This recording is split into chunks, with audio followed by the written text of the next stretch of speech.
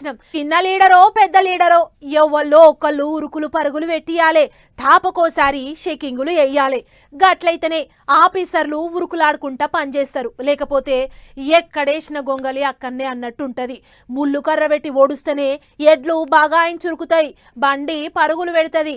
గిట్లనే ఇగో పాలమూరు ప్రాజెక్టును పరుగులు పెట్టించే కార్యం ముంగటేసుకున్నాడు సీఎం సారు.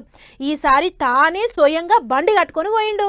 కొత్త సీఎం ప్రమాణ స్వీకారానికి కర్ణాటక పోయిన సీఎం రేవంత్ సారు సీదా అక్కడి నుంచి వచ్చి సొంత జిల్లాలనే దిగిండు. ఉమ్మడి పాలమూరు జిల్లా ప్రాజెక్టులన్నిటిని ఒకటి అనుకోటి సుడి పెట్టిండు.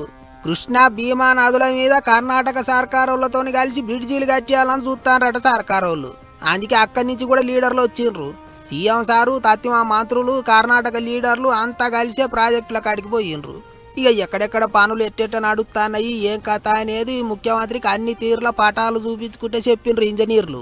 గంతేకాదు ఓ మలక గాలి మోటార్ ఎక్కి కూడా మీదికేంచి అంతా తిరిగి చూసిండు పెద్దసారు. అటెనక పనులు ఎట్టెట్ల పరుగులు పెట్టియాలి ఏం చేయాలనే దాని మీద ఆఫీసర్లతో మాట ముచ్చట్టు చేసిండు. శుక్రవారం కూడా సొంత జిల్లానే పని పెట్టుకుంటూ సారు. పొదుమీకంగా జడ్చర్లలో పెద్ద మీటింగ్ కూడా ఉన్నది. మరి ఇక ముచ్చట్లు ఎట్టెట్ట నడుస్తాయో ఏమో చూడాలి.